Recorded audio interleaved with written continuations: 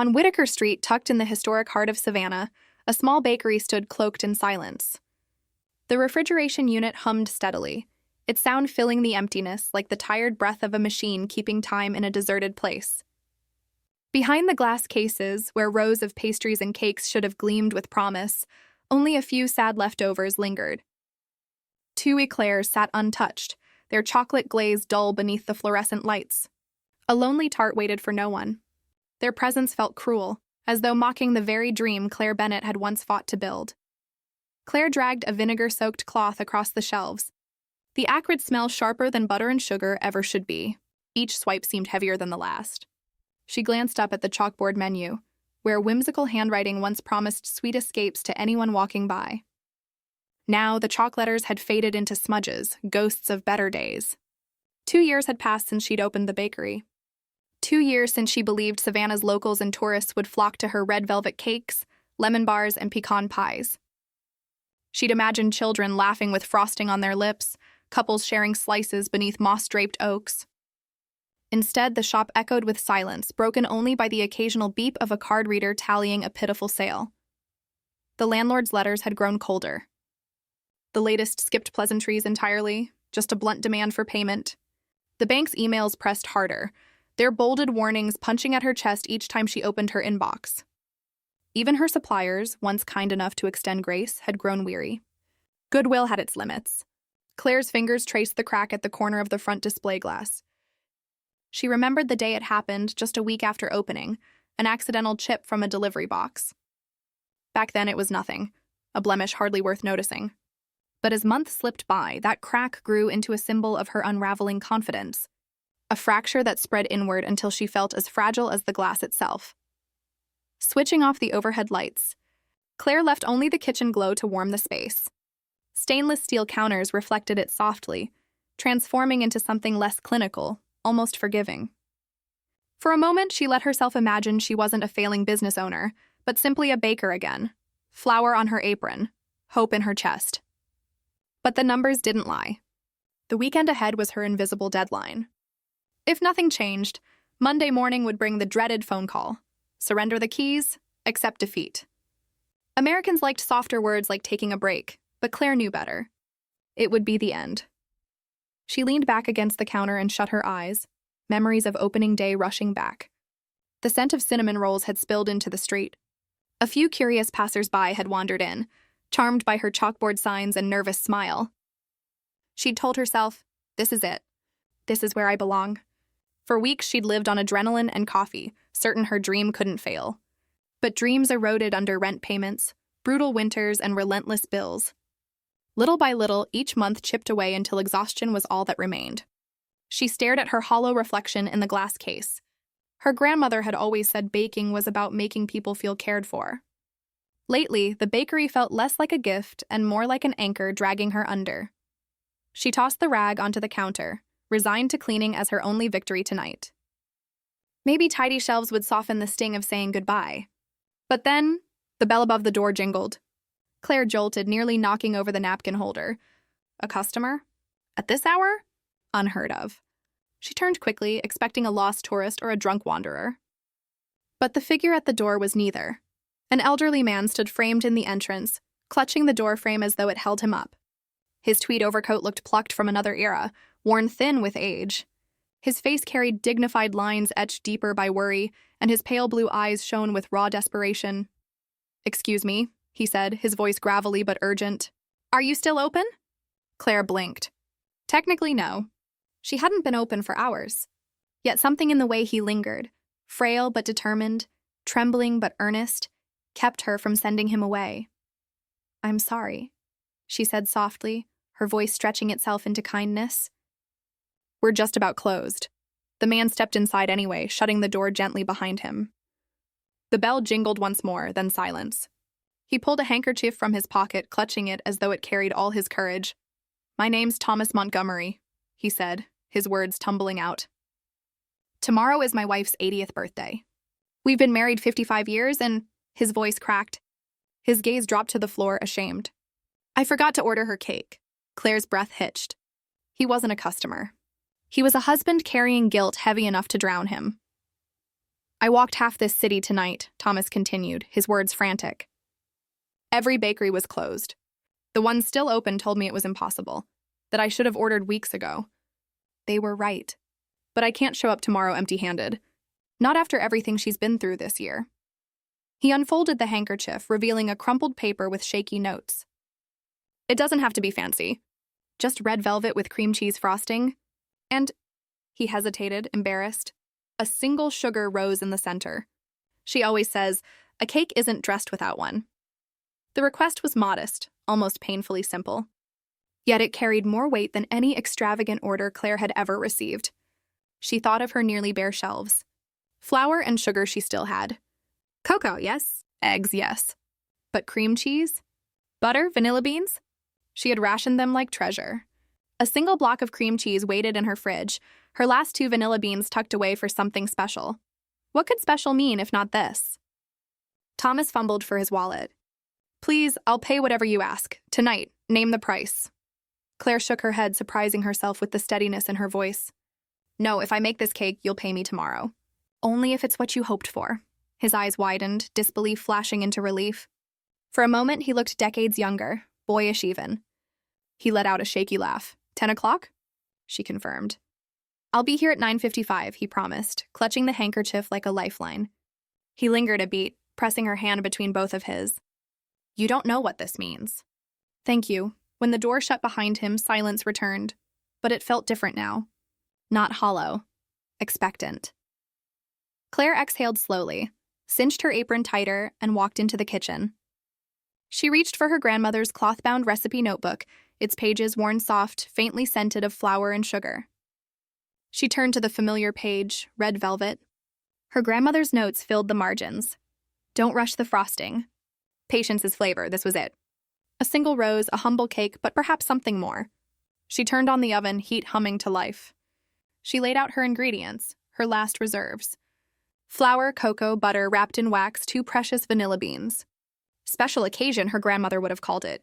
Whisk, sift, fold, stir. The motion steadied her as cocoa's rich scent filled the air, erasing the staleness of despair. For the first time in months, Claire felt purpose bloom again. Not for ledgers or overdue bills, but for love distilled into sugar and flour.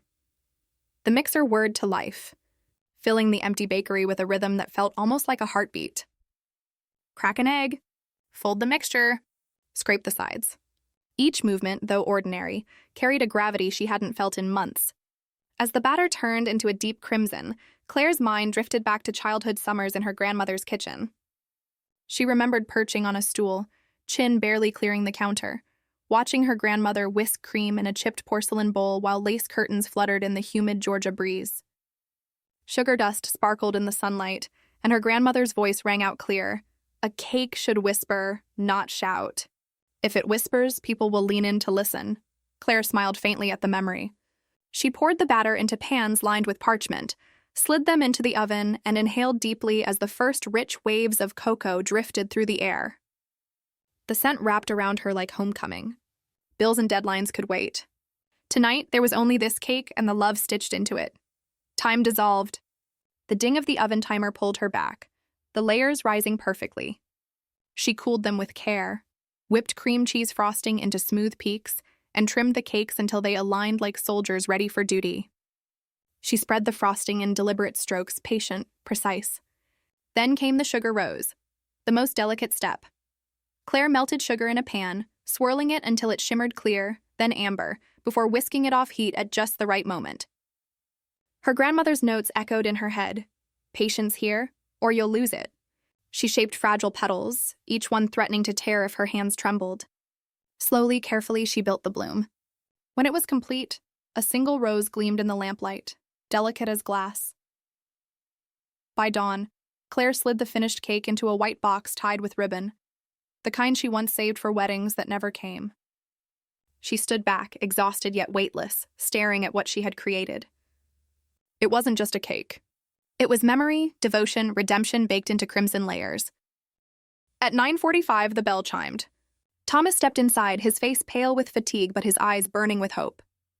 When Claire lifted the lid, revealing the cake and its luminous rose, Thomas froze. His breath caught, his eyes filled instantly. This "This is her cake," he whispered, his voice breaking. "The one she's always loved. You don't know what you've done for me." Claire couldn't speak. Her throat tightened, her eyes stung.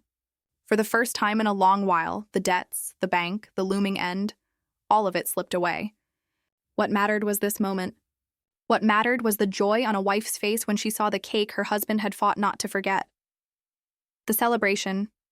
That evening, the Montgomery house buzzed with family. Children ran through the halls, laughter ricocheting off plaster walls. The dining table groaned beneath casseroles, vegetables, ham glazed to perfection. But at its center, the place where tradition always lived, there was only empty space. No cake, Evelyn Montgomery, silver hair perfectly set, lipstick soft rose, smiled graciously at handmade cards and garden bouquets from grandchildren.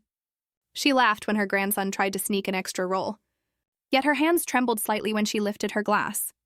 Behind her warmth, disappointment lingered. For 55 years, her birthday meant red velvet with a sugar rose. Not just dessert, tradition, a promise whispered, "I remember you." This year, that ritual was missing. Caroline, Evelyn's 32-year-old granddaughter and one of Savannah's toughest food critics, watched it all with sharp eyes. She leaned toward her grandfather earlier, voice hushed. "You forgot, didn't you?" Thomas's face crumpled. "I tried, Carl. I swear I tried." Every shop said no. "I failed her." Caroline's stomach twisted as the evening dragged on. Was her grandmother going to end her 80th birthday with that hollow ache? Then, just as the air grew heavy, the front door swung open. Thomas strode in, breathless, tweed coat dusted with night air. In his arms, a large white box. The room fell silent, conversations cut mid-sentence. Even the children stilled. "I found it," Thomas declared, his voice trembling but proud. "We have a cake." He set the box gently in the center of the table. Fingers lingered reverently on the lid. Slowly, he untied the string and lifted it. Gasps filled the room. There it was, a flawless red velvet cake. Cream cheese frosting smooth as porcelain, crowned by a single sugar rose that caught the light like crystal dew. Evelyn pressed her hands to her face. "Oh, Thomas," she whispered, her voice breaking. "It's beautiful. The most beautiful cake I've ever seen." Tears streamed, but they were no longer disappointment. They were joy. Applause erupted. Children clapped wildly, adults wiped their eyes, laughter filled the house. Caroline stepped closer, critic's instinct sharpening. She studied the cake. Even layers, perfect frosting, artistry in the rose. Finally, she tasted a slice. Moist, tangy, rich. But it was more than flavor. It was honesty. "This isn't just a cake," Caroline said softly, her words carrying through the room. "This is art." Even the sharpest critic in Savannah had been disarmed. As the candles flickered and the family sang, Evelyn's eyes sparkled brighter than the flames. Love had been remembered, forgotten no longer. The article later that night, Caroline returned to her apartment, pen in hand but heart full. She wrote not as a critic, but as a granddaughter. Her article began, "One forgetful grandfather and the most honest cake in Savannah."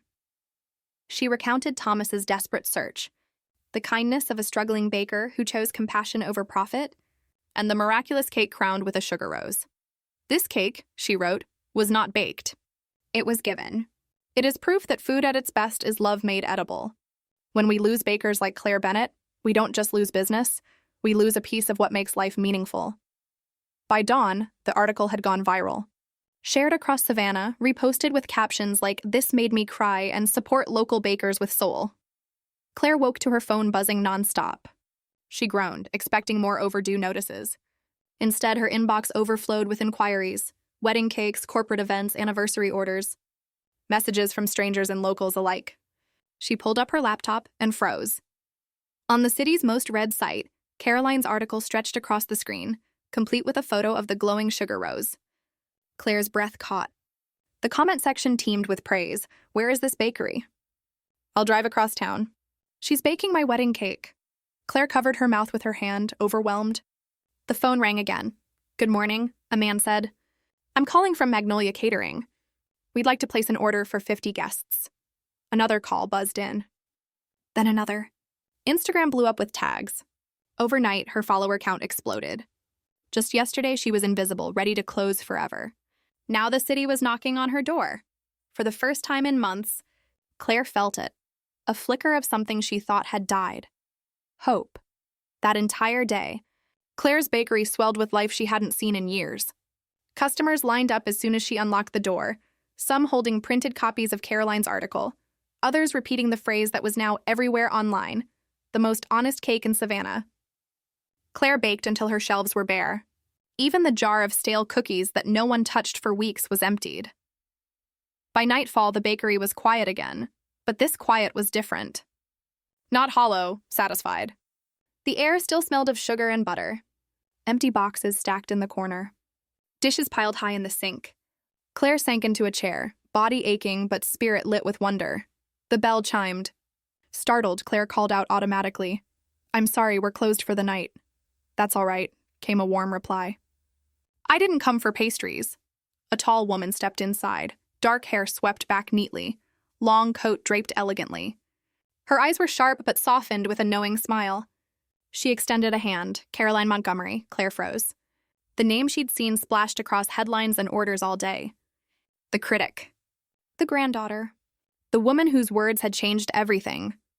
Claire scrambled up, wiping her hands on her apron before shaking Caroline's hand. I don't know what to say." "Maybe start with thank you," Caroline teased gently. Then her expression softened. "No, I should be apologizing. I didn't realize my article would turn your day upside down. I didn't expect it to spread like that." Claire let out a dazed laugh. "Upside down? More like a storm. Yesterday, I was ready to shut these doors forever. Today, I couldn't keep up." She gestured at the empty cases. "Everything's gone." Caroline's gaze swept the bakery, the chipped paint, the worn floors, the squeaky ceiling fan. To most, it looked like a tired shop. But her eyes saw something more. "May I sit?" Soon the two women sat at a small table by the window, teacups steaming between them. "You're talented," Caroline began. "Not just skilled, talented." That cake wasn't about technique. It was about heart. That's why people responded. Claire ducked her head, embarrassed. "I love baking. But running a business? The bills, the marketing, the bookkeeping, I'm awful at it. I never wanted to be a businesswoman. I just wanted to bake cakes that meant something." Caroline leaned forward, her voice steady. "Exactly why you need help. Orders will keep piling up now. If you try to handle it alone, you'll drown. The very soul that makes your baking special will burn out." Claire tensed. She knew Caroline was right. Even one day of overwhelming demand had left her exhausted. But the idea of becoming a cake factory terrified her. "I can't lose what makes it mine," she whispered. "I can't become a machine," Caroline's gaze softened. "I don't want you to. I want to preserve your soul in this. That's why I'm here." Claire frowned slightly. "What are you suggesting?" "A partnership," Caroline said simply. "I'll invest in your bakery. I'll handle logistics, marketing, orders, staff. All you have to do is keep baking with the honesty that made that cake what it was." Claire stared, stunned. "Why? You don't even know me." Caroline smiled faintly. "Because I've been chasing something real. I've eaten desserts that look perfect but taste like nothing. Your cake reminded me why I fell in love with food. Savannah needs this. I need this. And I won't let it disappear."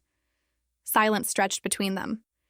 Claire thought of her grandmother's recipes, of the crack in the display glass, of all the nights she nearly gave up. For the first time, the future didn't look like a dead end. Fear fluttered in her chest, but underneath it was something stronger. Hope. "All right," she said quietly. Then louder, firmer, "Yes, I'll do it." Caroline's smile widened. She extended her hand. Claire clasped it. That handshake didn't just seal a business deal. It marked the beginning of something new. 1 year later, Whitaker Street looked different now. Above the bakery's door, the name Sweet Moment gleamed in polished lettering. The glass sparkled, the once broken pane long replaced. By sunrise, a line already formed outside, locals and tourists alike, some clutching copies of Caroline's article like talismans. Inside, the bakery buzzed with energy. Claire no longer worked alone. Apprentices in crisp aprons bustled under her watchful eye, frosting cakes, kneading dough, sliding trays into humming ovens. What once overwhelmed her now sounded like music. Caroline had kept her promise. She managed the chaos, invested in growth, and let Claire focus on her craft. The recipes were still Claire's, the standards still hers. She moved among her team with gentle authority, steadying a piping bag, correcting a wrist angle. whispering, "Don't skimp on the soul," because every cake might be someone's most important memory. Word of Sweet Moment spread beyond Savannah. Magazines featured her. Bloggers lined up interviews. Wedding planners swore her cakes were heirlooms. Orders poured in from Atlanta, Charleston, beyond. Yet nothing essential had changed. Every cake still whispered, not shouted. That spring, the Montgomery family's name appeared again in her orders. Evelyn's 81st birthday. This time, it wasn't a desperate plea. It was a cherished tradition. The celebration glowed with warmth, tables dressed in white linen, vases brimming with roses, laughter ringing from children darting about. Then Claire entered, carrying a 3-tier masterpiece. Cream cheese frosting smooth as porcelain, edges sharp and elegant. A single sugar rose bloomed on top, luminous under the chandelier.